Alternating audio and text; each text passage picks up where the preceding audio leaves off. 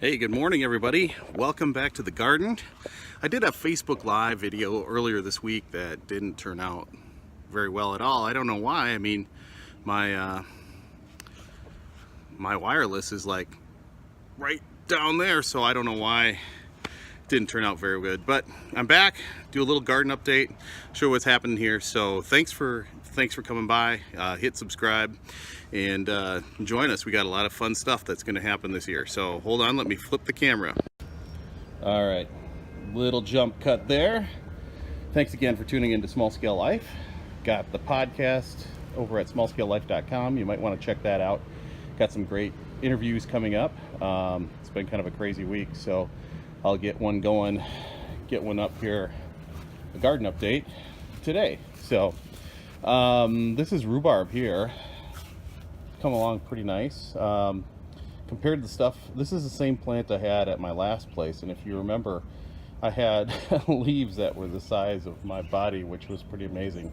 So we'll see what we can do with this guy and let it grow, get a little bigger here. But it's coming right along. You can see how nice and red that looks down there.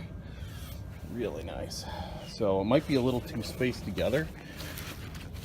I got one plant and then two plants. They're a little tight here. Looks like some other stuff going on too, so that's cool.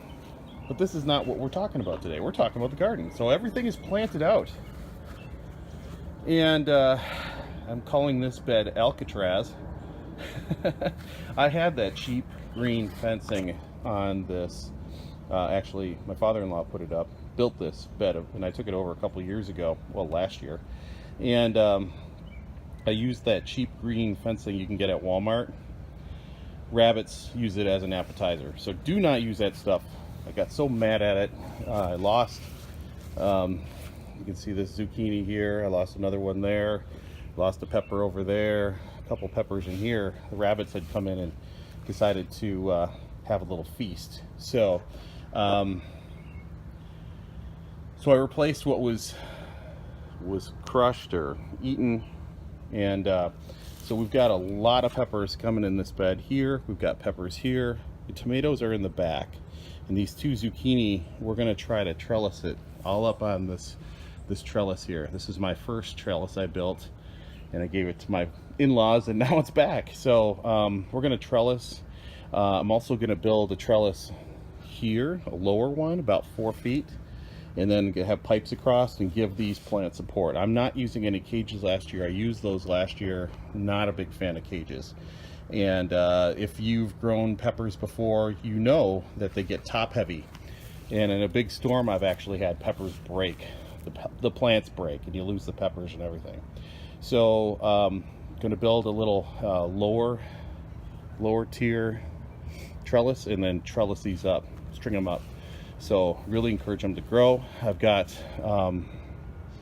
this tomato is not mine. I bought this one actually up in Little Falls, Minnesota. Same with the zucchini from a little place called Bedding Plants, and nice folks there that run it right out of their home.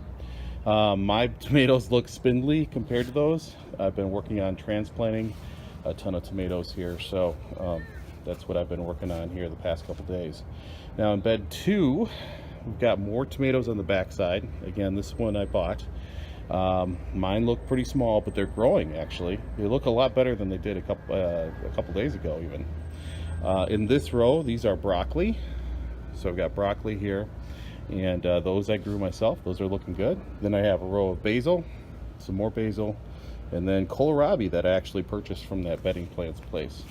And those are chives over there. But yeah, we're all planted out. Actually have more stuff to plant, but I'm out of planter space. So that's what that's all about right there. I'm gonna build a planter out of that, and we're gonna try a self-irrigating system. And I was thinking I was gonna keep it relatively low, like cut that in half and make it 16 feet long, 1 foot tall.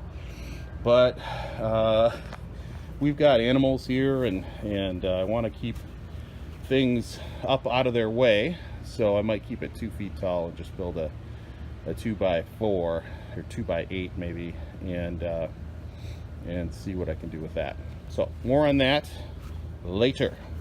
So the other stuff I've been doing this week and why I've been kind of offline is I've been transplanting. So these are the last ones left to be transplanted. It's all peppers, yellow, orange, sweet bell, and banana peppers that need to be transplanted.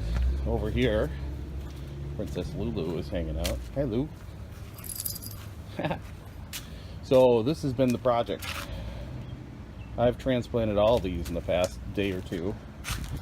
So we've got tomatoes there, we've got peppers, red bell peppers, and some pepperoncinis for my brother, dill, basil, oregano, and then more tomatoes, broccoli, more peppers over here with a couple of small tomatoes that I'm nursing back to health. So yeah, I should have done this a little earlier, but like I said to Julie and said other places, it's suddenly 80 here, and a month ago we had 22 inches of snow.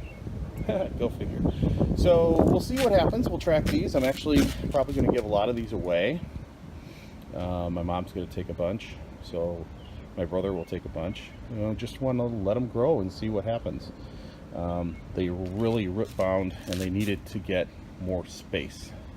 So we'll see what happens. But basic wicking principles: there are holes in the bottom of the cup, and put water in the trays and it just soaks up into the soil.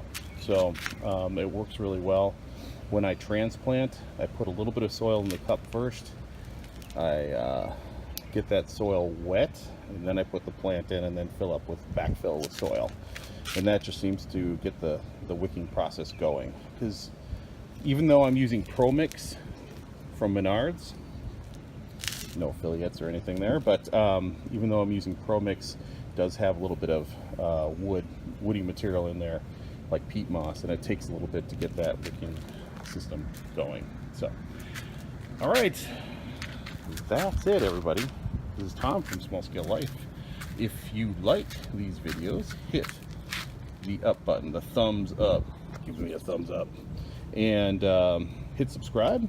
We'll make more, and I'll try to catch up here with all the stuff, all the digital content too. So hope everybody's going to have a great weekend. We'll talk to you soon.